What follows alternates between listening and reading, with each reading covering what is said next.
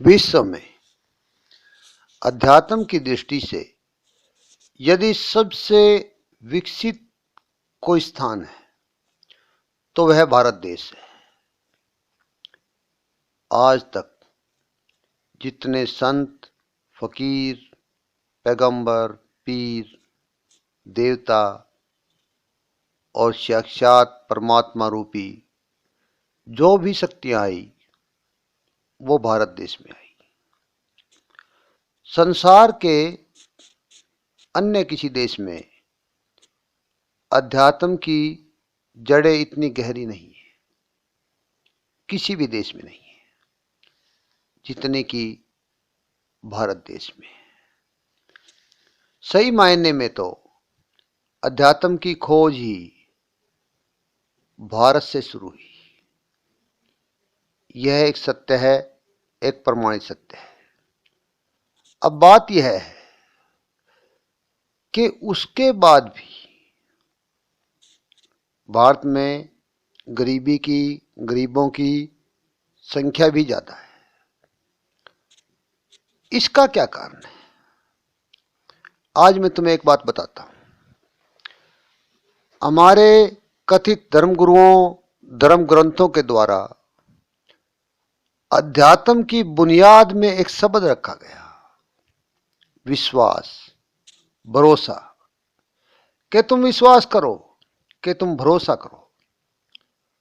और इस भरोसा और विश्वास शब्द ने आदमी को दूसरी सभी दिशाओं से हटाने में कोई कमी नहीं छोड़ी।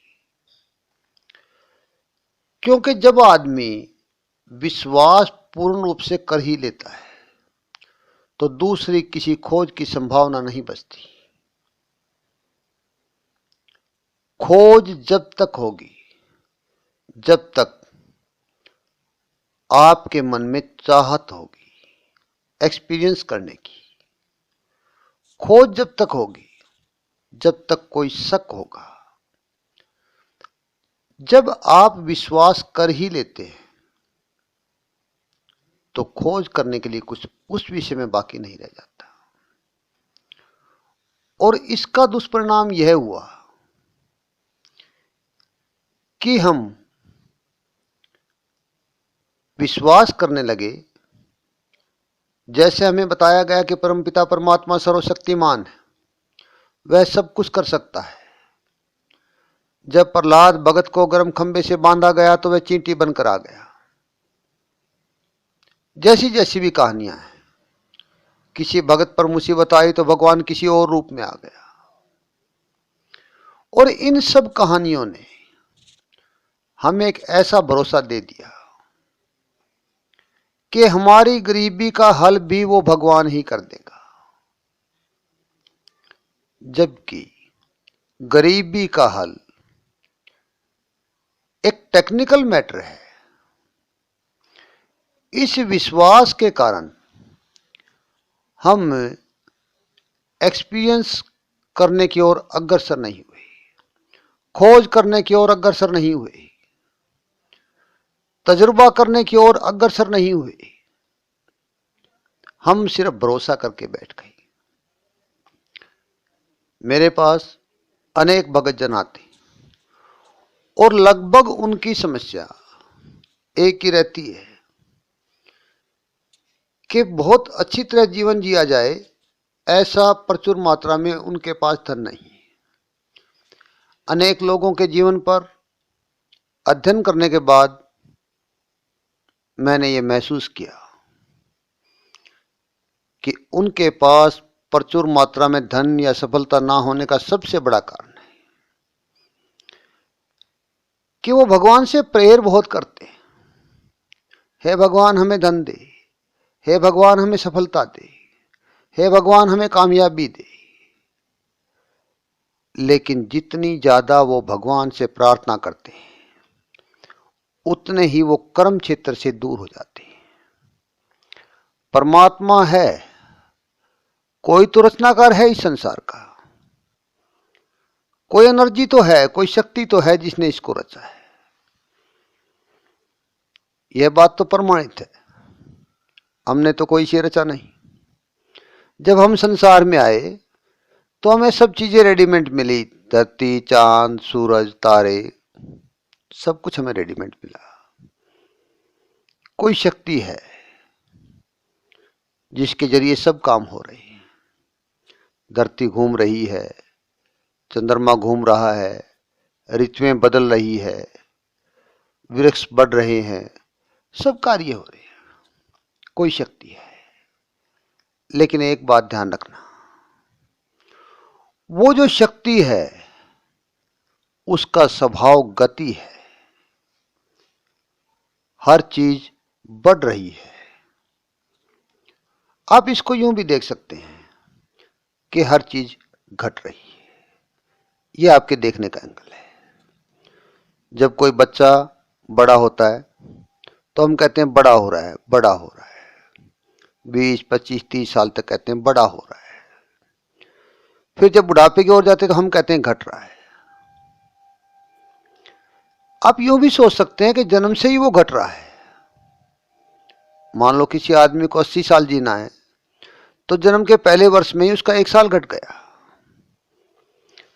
तो चाहे हम ये मान लें कि हर चीज घट रही है और चाहे हम यह मान लें कि हर चीज बढ़ रही है, कि आज कोई बच्चा जन्मा, वो 80 साल बाद 80 साल का हो गया, बढ़ गया, लेकिन ये दोनों ही सिद्धांत आपको उलझा देंगे।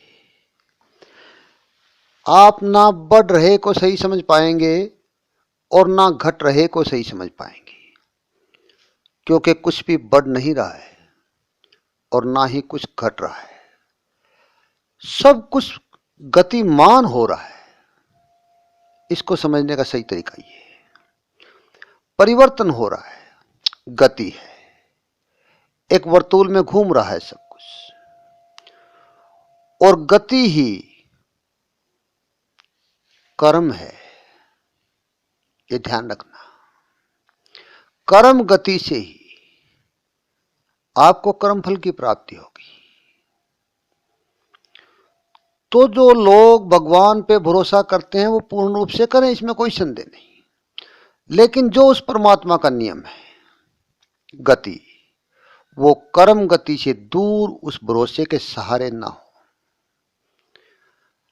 हम यहां उस परमात्मा पर भरोसे के सहारे कि वह सर्वशक्तिमान है, इस बात का प्रभाव यह पड़ा कि हम कर्म गति से दूर हो गए। कि जिस कार्य की कामयाबी के लिए जो कर्म करने हैं, जितने एफर्ट्स हमें लड़ाने हैं, जितने प्रयत्न हमें करने हैं, कर्म क्षेत्र में वो सभी प्रयत्न ना करके और हम दूसरी ओर चल देते हैं प्रार्थना की ओर, कि वह सर्वशक्तिमान है, वह करेगा, मैं प्रार्थना कर रहा हूं। आप एक ध्यान दें, आज तक आप किसी भी देवी देवता, परमात्मा, संत, फकीर को ले, किसी को ले, लगभग काफियों के पास तो अस्त्र शस्त्र ही आपको मिलेंगे फोटो में। तो अस्त्र शस्त्र का मतलब है उन्होंने लड़ाइयां लड़ी, कर्म किया। हम प्रेयर के सहारे बैठे कि दुश्मन का नाश हो जाए, और सबसे बड़ी दुश्मन हमारी गरीबी है, इसका नाश हो जाए। प्रार्थना से कैसे होगा? प्रार्थना एक सेपरेट सिस्टम है। प्रार्थना से काम बनते हैं, ऐसा नहीं है कि प्रार्थना से काम नहीं बनते, लेकिन कर्म के अंदर पूरे एफर्ट्स आपको लड़ाने होंगे। जहां तक भी आखिरी छोर तक, जहां तक आप जानते हैं, जहां तक पॉसिबिलिटी के विचार हैं आपके दिमाग में, आपको वहां तक सफलता के लिए अपने प्रयत्न करने होंगे। जहां सफलता के लिए कोई प्रयत्न शेष ना रहे, वहां प्रार्थना की जा सकती है। और यदि प्रयत्नों के साथ साथ भी प्रार्थना आप करते हैं तो सिर्फ प्रार्थना करें। अपनी सफलता के लिए अपना कर्म आपको करना होगा। भगवान कृष्ण ने भी सुदर्शन चक्र उठाया था, भगवान राम जी ने भी अपना बाण उठाया था, दुख सुख सहे थे, वनों में भटके थे। अन्य देवी देवताओं ने भी अपने अपने समय में अपना पराक्रम दिखाया, अपना कर्म किया। संत फकीरों ने भी भगवान के प्रचार के लिए गांव से गांव, गांव से गांव जा जा करके प्रचार किया, तो उनका नाम है। वो भी एक जगह नहीं बैठे। तो हमेशा एक बात आप ध्यान रखें, कर्म अवश्य, कर्म प्रथम, कर्म गति, और प्रकृति भी गतिमान है। जो व्यक्ति कर्म नहीं करेगा, कर्म की गति को नहीं समझेगा, कर्मरत गतिशीलता से नहीं रहेगा, वह असफल हो जाएगा। भगवान को दोष देने की इसमें कोई जरूरत नहीं। और यदि आप पूरी तरह से किसी कर्म में अपनी धुन में लग जाते हैं, तो भी परमात्मा बिना प्रेर करे भी आपको सपोर्ट करना शुरू कर देता है। क्योंकि जब आपके मन में एक ही धुन अपने कर्म की लग जाती है, तो आपका मन स्वयं भी उस परमात्मा से प्रार्थना कर लेता है अपने आप, आपको पता नहीं होता, और परमात्मा आपको सपोर्ट करता है। इसलिए आप कभी भी भक्ति और प्रार्थना का कॉम्बिनेशन न करें, यह अवश्य ध्यान रखें। भक्ति अपनी जगह, कर्म प्रथम, कर्म मस्ट, कर्म आवश्यक। आप कर्म अवश्य करें, एक्सपेरिमेंट करें। एक्सपेरिमेंट करने से होगा, प्रार्थना से नहीं होगा। प्रार्थना के अपने इफेक्ट्स हैं, वह बेनिफिट आपको मिलेगा, इसमें कोई शक नहीं। ये आप ध्यान रखें। आज इतना ही, बाकी नेक्स्ट टाइम जब भी होगा। धन्यवाद।